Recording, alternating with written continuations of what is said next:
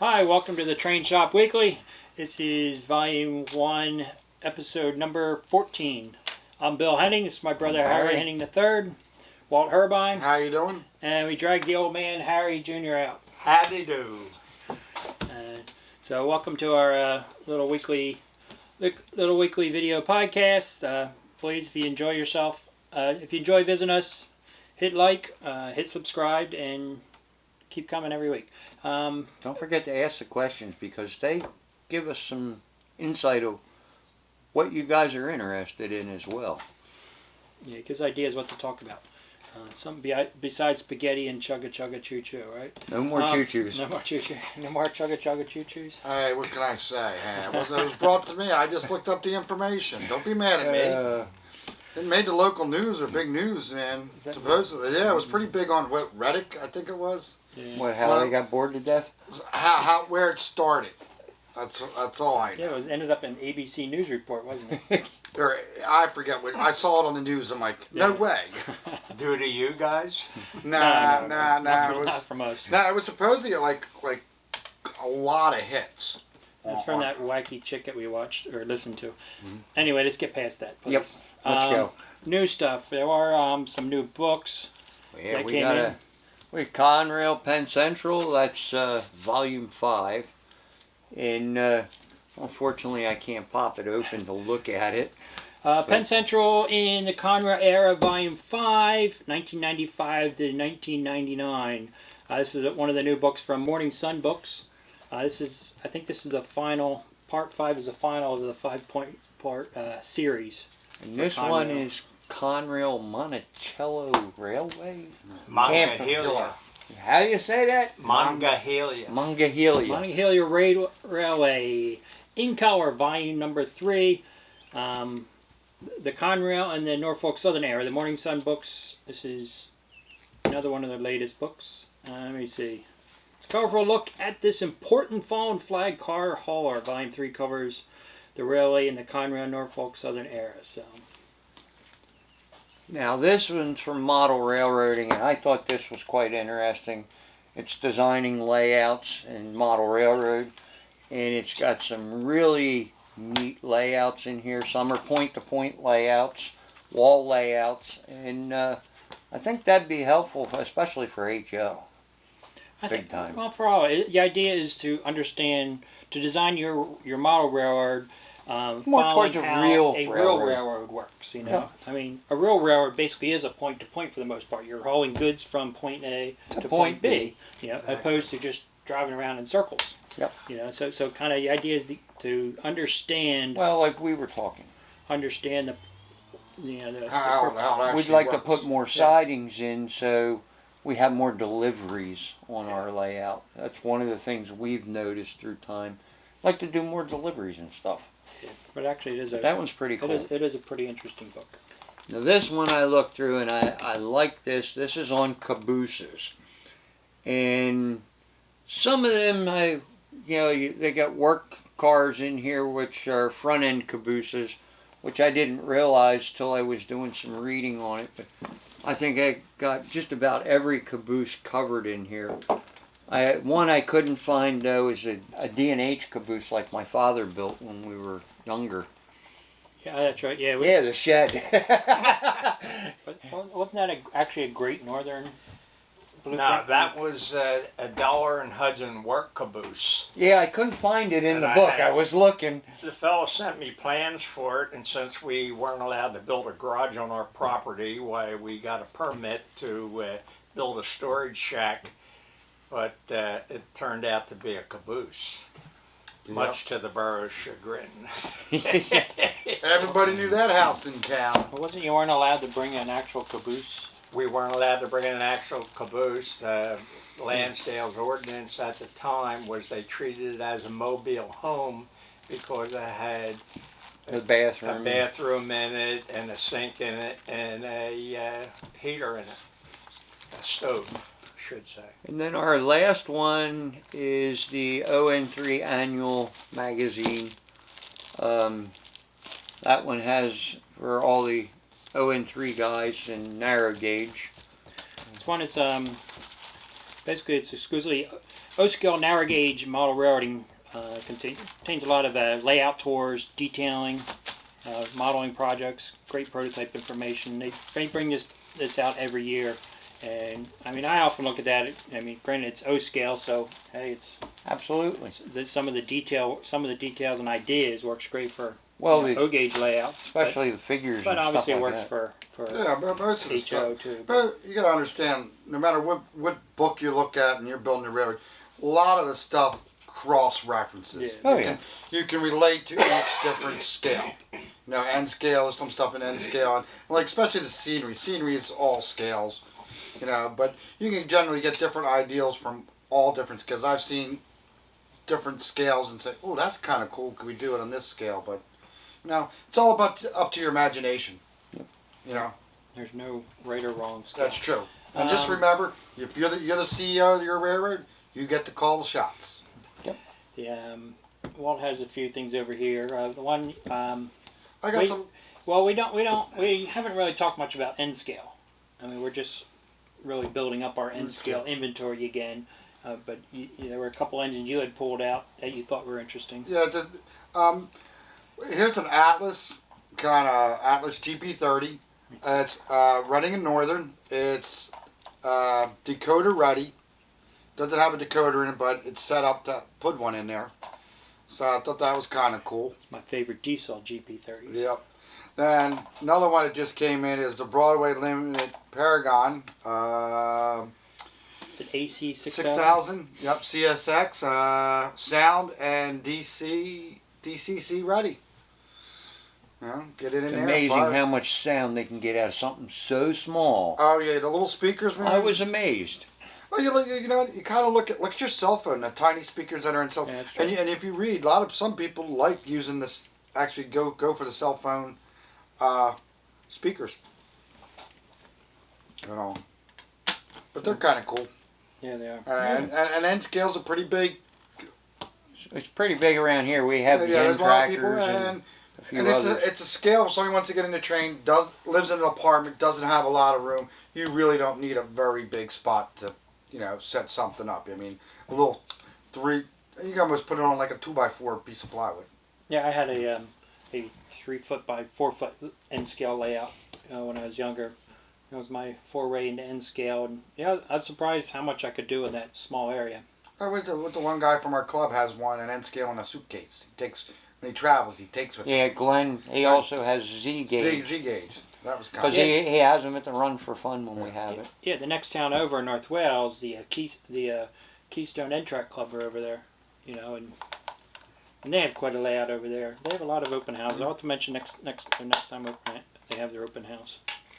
Another really cool engine that kind of came in this week is the Athearn UP People's Engine, or Employees Engine. Did a little research on it, and kind of gives you. I'll just spit it out real quick. Union Pacific Locomotive 1111. The Employees' Pride locomotive was created in honor of the men and women of the Union Pacific Railroad.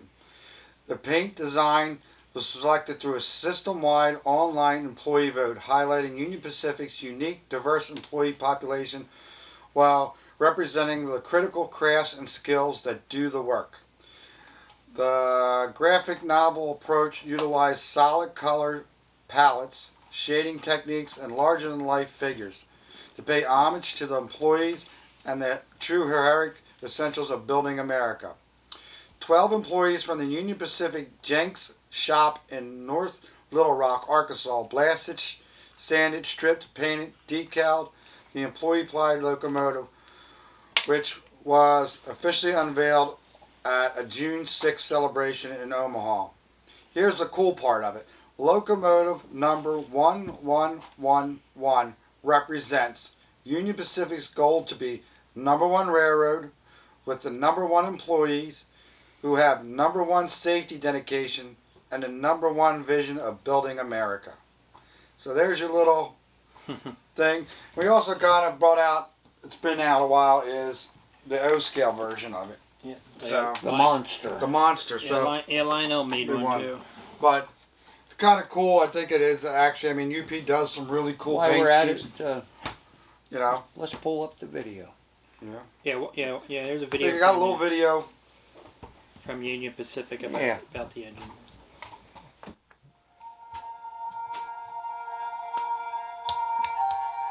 I think it's rather nice that they did an employee video too.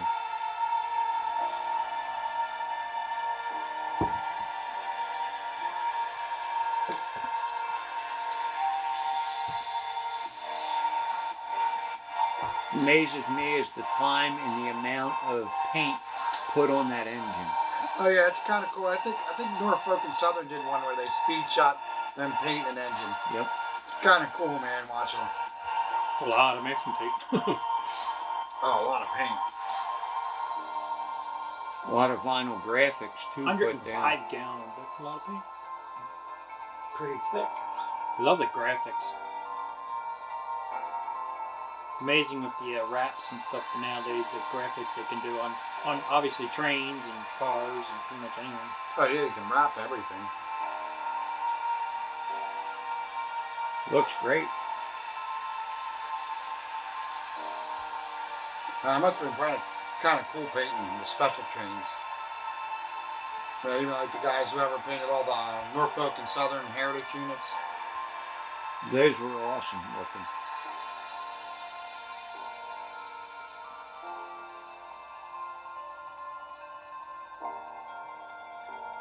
A little party afterwards with the employees, which I think is cool.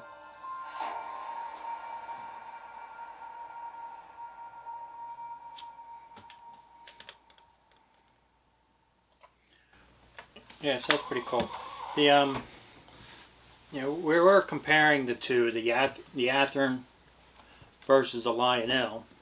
A couple things we had noticed, right? Was the first obvious thing was the color. The Lionel is like black, the top part, whereas Athearn has the dark gray. Yeah, I don't know. Lionel's not known for their color accuracy, unfortunately. And plus, I mean, you got the HO that's like super more detailed. Oh yeah, they have all the antennas and stuff. Well, Lionel's got one. Anything about the HO is the handrails. The handrails are very delicate. These say 3-rail, the Lionel, a little bit more. Well, you also got to remember they consider it more a toy than a hobbyist thing. Granted, it is a hobby line, but a lot of the HO guys want more detail and so forth. Oh yeah. Granted, it's rolling over into the O-gauge guys because, yes, we do want more detail as well, but a lot more rivet counter type. Huh? God, I hate that. We don't count rivets as much as they do in HO. I can see right here. It's interesting. I'm really surprised we didn't really sell many of these things, but I think some people, with all the bright colors, they don't realize it's an actual. It is. Yeah. It's an actual. It's not a fake. It's not a fictitious engine. Yeah. It's actually you don't see too much of it posted. Like you see a lot of engines like on the web and everybody, and these different.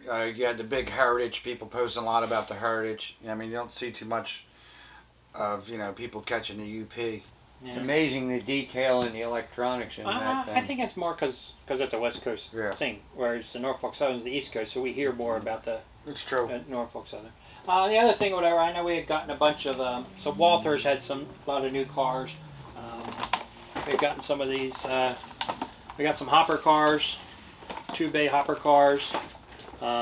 These are an insulated box car. This one's a CSX, one's a Reading. Ready? That's it. There's a Conrail one. There's a little. There's some Penn gondolas. Central gondolas. Yeah, I think we got about 4 different gondolas, about 4 I or like 5 the different 40-foot box cars myself. Yeah, these are the Walthers Mainline. They're a little more detailed than the train line. The train line actually are a really good deal. I mean, they retail for $19.98. I think we sell them for $17.98 for these train line, the box cars and the gondolas and stuff. So they're actually a really good bargain, I think, for the most part, compared to some of the more expensive ones. The main line is a little more detailed. KD couplers on them, which I think it's great that most companies use KDs now. Well, they're not. KD. Everything's KD now. They're all knuckle. They're not necessarily. They're KD style. Style, yes. yeah. But they're knuckle style. That's kind of the common. And I just pulled a couple from the East Coast here. Obviously, the Western Maryland, Erie, Lackawanna, Pennsylvania. Yeah, and they come with different road numbers too. We got some multiple road numbers for each of these. That's what I like about today. Back in the day, you got one road number now. Yeah, and you're sitting there with a pencil eraser, knocking a number off to put another number on. Yeah, at least it just shows you how the hobby It's evolved. evolved. You know, where different road numbers and there's usually anymore if they do cars. There's usually multiple number cars. Yep. But yeah. So I thought they were worth sharing. Like I say, Yeah. multiple road names, multiple road numbers. They're nice cars. As far as product review, we really didn't have anything product review lined up, but I did. I've been really curious. I want to know what it sounds like. The Lionel, they have the Lightning McQueen engine. I'm just curious what that sounds like. So I think we got to review a Lionel Lightning McQueen engine. There you go. Here's. I'm a big Pixar fanatic. Now this is Bill's racing coming out of him. Yeah. Out of him. Hey, it's It was like the old hot rod one that Lionel did. yeah, they had the flames with on the it. flames on it. I love that thing. You hit the button and vroom.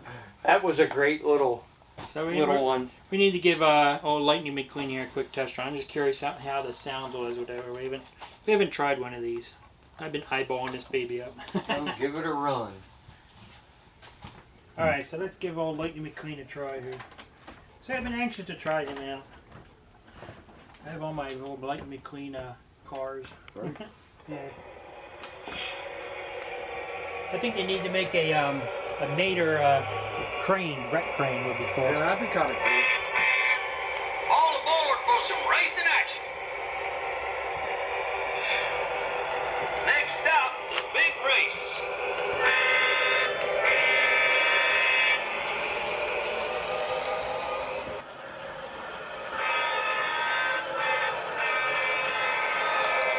It's a great day for race day.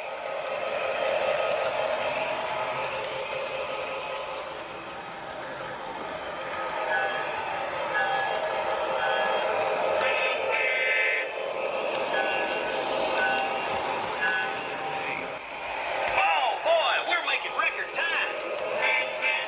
The finish line is coming up fast. Next stop, the big race. All aboard for some race. Well, it looks like you had fun there, Bill.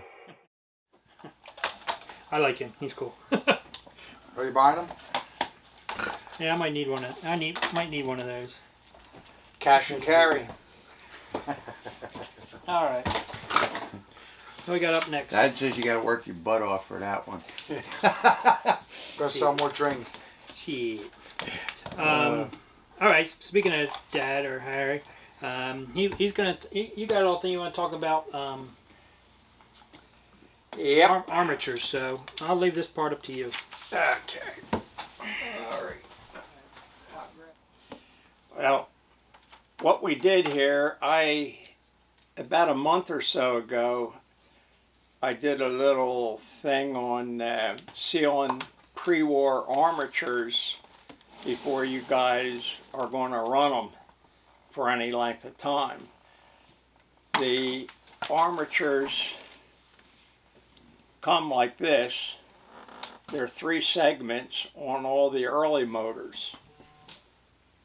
And what happens is after you've run these motors for about 15-20 minutes, they build up heat. And the ring that normally held these 3 segments together loosens up. And what you get is one of the brushes will hit one of these loose segments and rip it apart.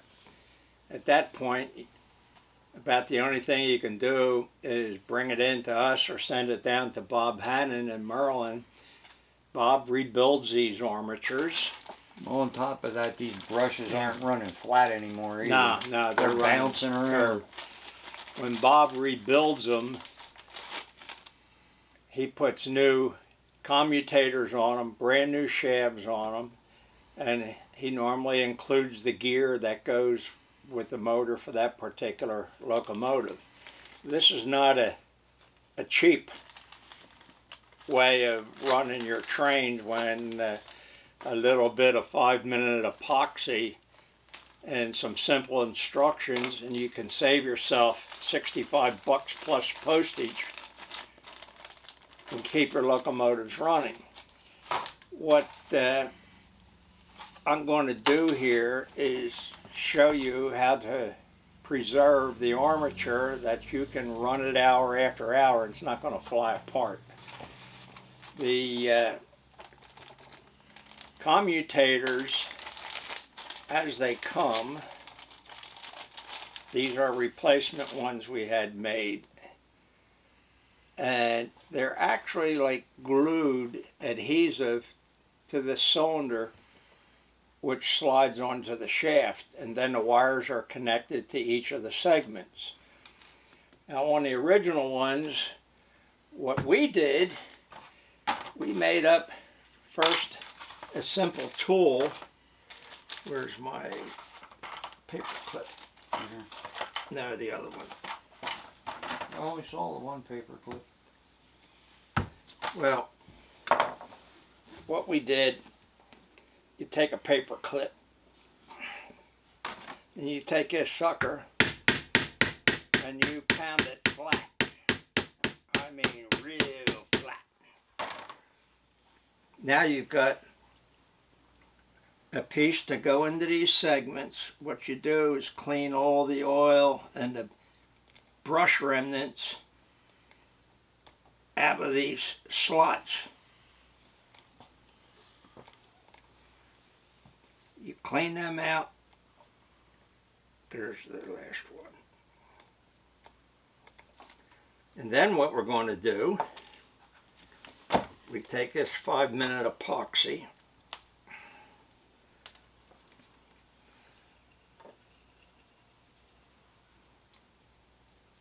whoop, been a while since I used it.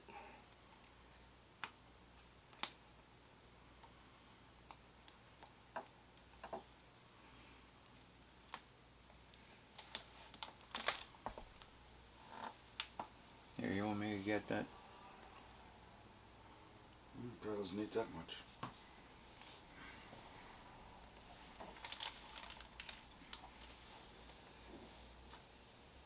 There we go. That's good.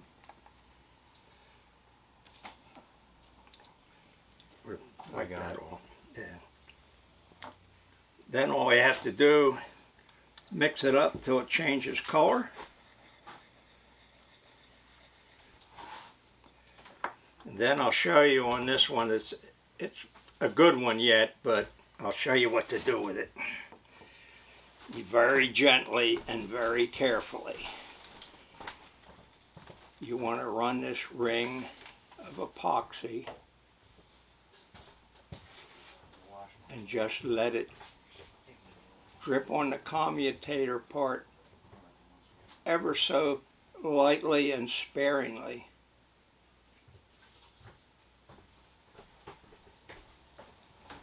You don't want to interfere with the brushes.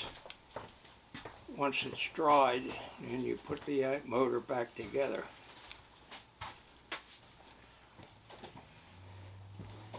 Now that's pretty clean there. The epoxy ring is up around here. It doesn't interfere with anything else. So what you want to do is just set that like so. It'll dry in about 5 to 10 minutes and you'll be ready. Grab this. This, yeah, you can take this mess, take that too and clean it.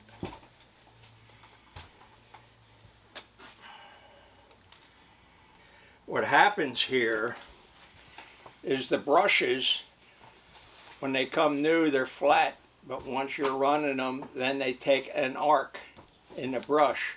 And when this armature heats up after 15-20 minutes, these segments will start expanding. And once it expands a little, the brush, edge of the brush will capture one of these set commutator segments, and that's what happens. It pops open. This is a very well-used armature. It's got grooves in it. Not even really flat. But that's what we do with that. Now, as far as this, the paper clip, we just take and flatten that. And these brush holders that have the hair springs in them, after you've taken and flattened this, if you take I usually roll that one. yeah, just roll this edge over. This makes an excellent tool to go down and pick up this brush spring, so you can put the brushes in without taking the brush holder apart or fooling around with it. So, new armatures, if you need anything, what we have you do is send your old armature into us, because there's different shaft sizes, there's different thickness of the laminations. We want the core. We need the core anyway to rebuild, or for Bob to rebuild for us. And on average, they run about $65 exchange, your armature, and it's $65 plus the shipping to wherever you are.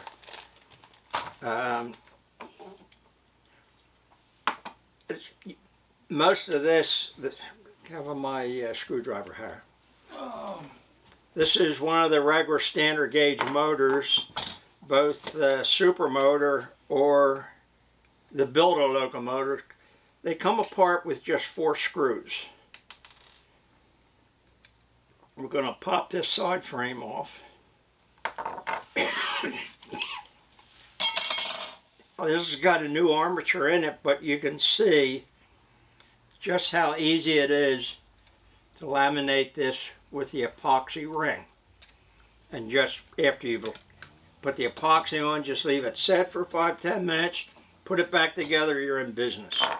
And you don't have to worry about spending $65 plus postage. If you do get a little epoxy over top of the little flint paper would take it off. You can clean it up, usually with fingernail file or flint paper, yeah. Yep. And that's pretty much what we do here. Put it back together. I know on the O-Gauge Railroading Forum, I had mentioned what we did, and that I would have Bill post some pictures and video, but I think this is a lot simpler, a lot easier.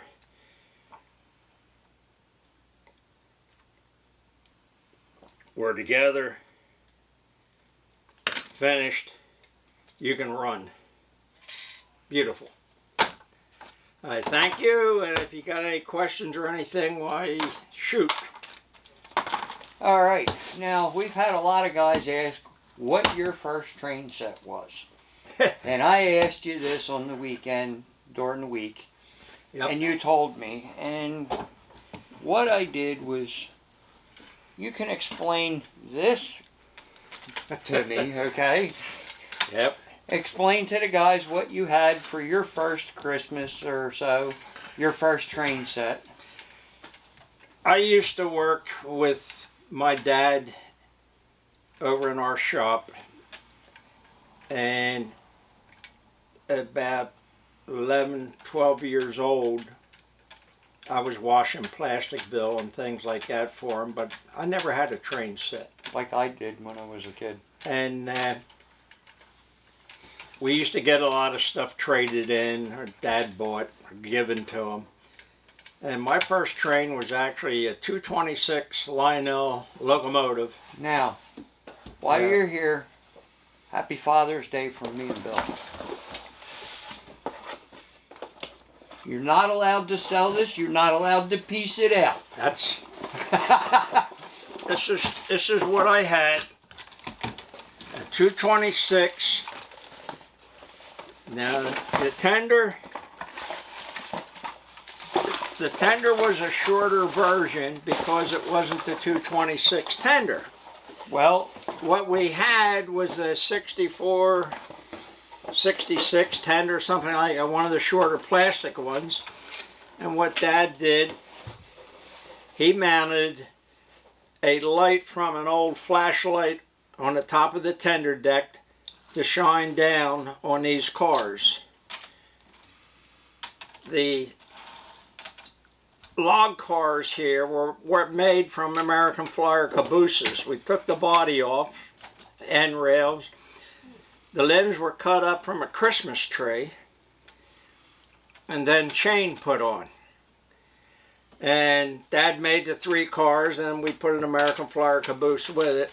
And that was my first train set. well, we'll get you the right tender, okay? It was, But this will go above your desk over in the office, yeah, okay? excellent. And we thought it would be appropriate, being we all have our first sets, and you've made sure of that through the years. We wanted to make sure you have at least, if not, we know you got the cars. Yeah, from I've been the set, hoarding the cars. but I know you didn't have the engine, so we went out and we looked through our collection of stuff through the old train farm, and I knew we had 1 or 2. Yeah. So I wanted to make sure you had it. You're not allowed to sell it. Okay, and you're not allowed to piece from it either. We okay? Dad had, later on, we had 17 sets of standard gauge that he would start putting up in September. It was ready Christmas morning. Yeah, you And were saying your first unfortunately, standard gauge set. yep, unfortunately we had 3 bedrooms and 5 kids, and we just didn't have room for the trains anymore. So he sold them to a neighbor for $15, the 17 sets. And the neatest set in it was the Stephen Gerrard set he bought in Lansdale from Swartley Brothers Engineering. It was a Christmas display set running in the showroom. Well, they did appliances and stuff like Yeah, that they down sold there, appliances. which they're and all that. actually still in business now doing electrical. But Dad came home coming back from work, he stopped in, picked the set up from Bud Swartley, who was the owner at the time, and surprised us with that big set instead of all this little junker. 33s and 38s. Anyway, and we stuff. thought this would be a But, great this is Father's beautiful. Day present for you. This is beautiful. Happy Father's Day. Happy Father's Day. Yep. And happy Father's Day to everybody else that's out there. Thank you. We appreciate you. Yep, I know. Yeah, that's one you can't sell. You know we know how much you like selling that stuff. I was worried he'd sell the parts off of it. I tell you this much. I'd really like to know how many trains he's probably sold in his lifetime. Oh God, thousands and thousands, let me tell you. I remember when Dad died, we brought wheelbarrow loads of 38s and 33s over standard gauge just to get rid of the stuff. There was so much of it. Unreal. All right. Awesome. Oh, check that tree house out. I didn't see that one. Yeah, the treehouse is pretty cool. Yeah, our friend Anthony from Ohio. Building some more stuff. Yeah, he's been building more stuff. Yeah, so he sent a couple care packages this past week. So I wanted to share some of his newest creations.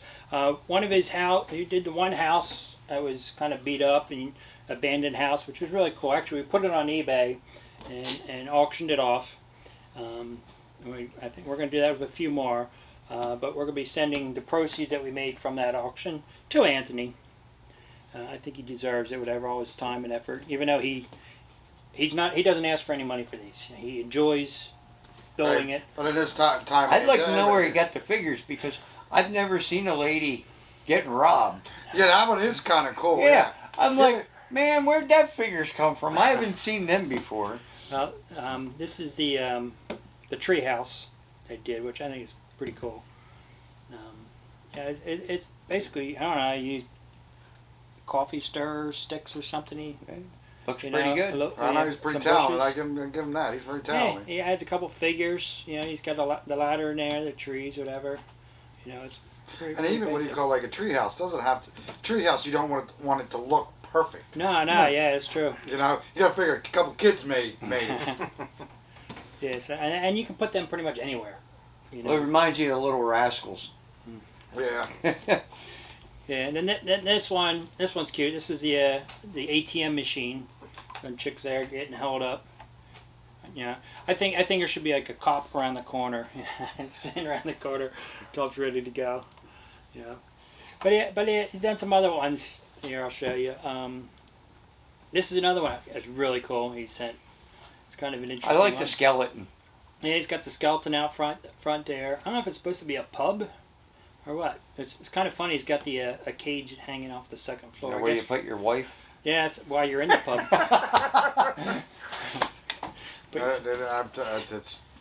Put your chicken there while you're in the pub. I don't know. I have Yeah. no clue.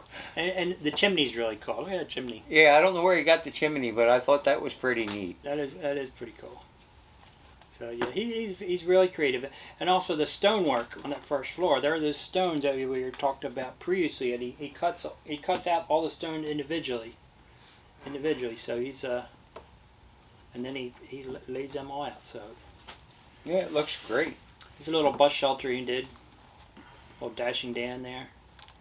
Once again, but it's so simple. I mean, but a bus shelter could go anywhere on the layout. But I mean, it's just some strip wood, a couple pieces of plastic, and you made a bus shelter. You know, got a little bus stop sign there, a little detail. But once again, it doesn't take much. Nope. Just takes a creative mind. That's yeah, a all little it does. creativity. Here's a biker bar he did.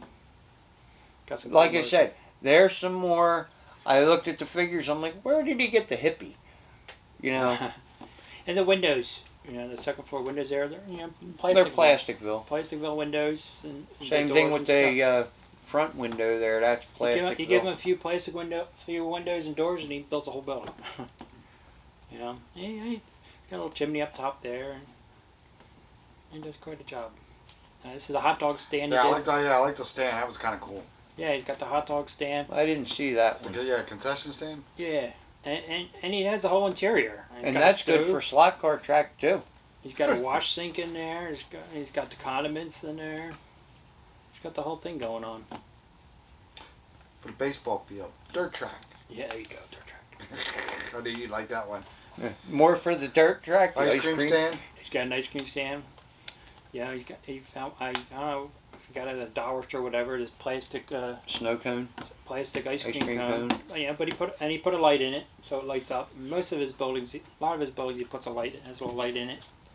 Yeah, the ice cream cone has Probably a light. Route 66 building. It does remind you of that, yeah. Katie's Corner. I think he said there was an ice cream shop called that by his house or something, or growing up or something. A little supermarket. That's looks like a Plasticville. No, No. it's not. No? No, it's like all scratch built. Probably the only place to go there, I think, is the door, maybe. But no, he's scratch built there, and it's got an interior in it and everything. But it's well glued, so I couldn't get a picture of the interior. A little ladder on the back. Yeah, a little detail. Yeah, that one I haven't seen either. But yeah, there's some more buildings he did. But I wanted to share that with everybody. I mean, guy's pretty Yeah, that's cool. pretty inspirational, I think. What you can do with a little bit. Oh yeah. So this weekend was Father's Day. We got Yeah, like I say, any train shows. show. Yep. We got June 20th on Sunday from 8 to 1 at Jake's Flea Market. Where's that at? That's right off of Route 100, right out of Bechtelsville. Bechtelsville. Yep. And you had a couple shows you had. Yeah, I looked up. These are coming up, I guess, next weekend.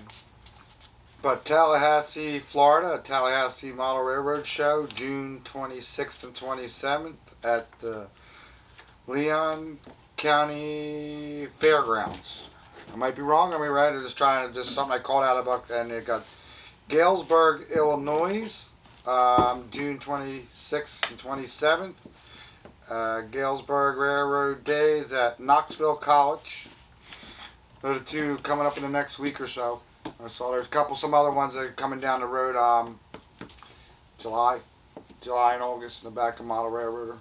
If you guys see of any that are coming up, that let us, in the comment section, comment to us and let us know about a show in your area that we might want to pass on to other pass people. on to everybody else. Yeah. The Golden Nugget over in New Jersey is at the end of the month, end of June.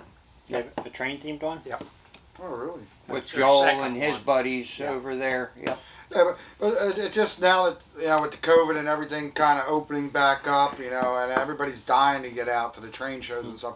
Let us know. Put it down in the comments. Say, hey, there's a little one here and there. We'll try to pass the word.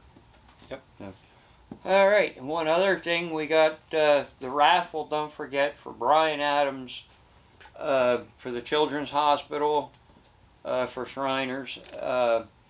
We're doing that raffle, and so far we've sold quite a bit, but every little bit helps for that.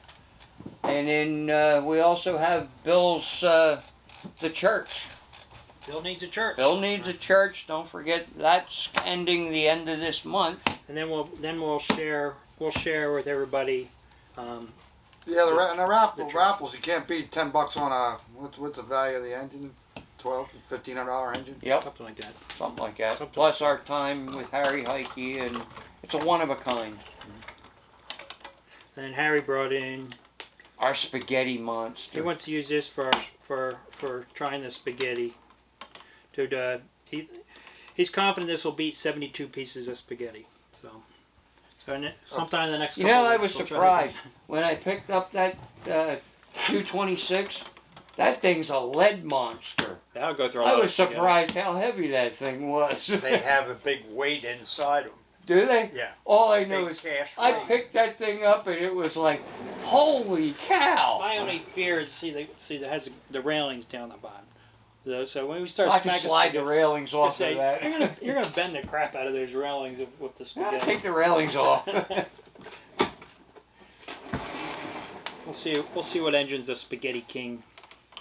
Oh, I figured there's our designated spaghetti killer for next week. We'll Amtrak. forget it next week. Believe that, Bill? He's going to do Amtrak. Yeah. That's okay. That's good. Now, I'd be more, what do you call it? I have to Well, say- it was a debate. If you had a Conrail one, that'd be, what do you call it? At least if it derailed, it wouldn't be like, oh yeah, it's only Conrail. I was looking at an F unit, okay, and I was looking at it, and I'm like, well, the F unit's got a slight angle on it. This one looked more straight in the front, like it's going to really do some damage. Well, only time will tell. It's either it's going to stop it. Maybe a good snowplow. One for good snowplow on the front. I wonder how that would work. Like, slice it right down, wouldn't it? Yeah. Well, I figured this got a good round front end on it, dual motor. It's Pretty heavy. I figured, man, this thing got magnet traction on it. It might do You some know what? ripping. I think we need a They view. don't go too fast. It You don't the need to go speed. fast. Yeah, you need the speed. Oh, we need a transformer with more power. That one didn't have, I think we're. I got better transformer. We got better transmission. More power. Dad'll bring the transformer. Harry will bring the engine. Oh my God! Bill's got the track and the spaghetti. I know, we all dress up like the Addams family. Well, guys, we hate to cut it, but I think it's that time of night. We'd like to say thank you for enjoying our entertainment for the night. And everybody have happy Father's Day. Yes. Absolutely. Yeah, I hope everybody had a good Father's Day today. So, other than that, here, you pull the rope. Yeah, you're the guest. You're the father. See you guys. Good night. Thank you. Thank you.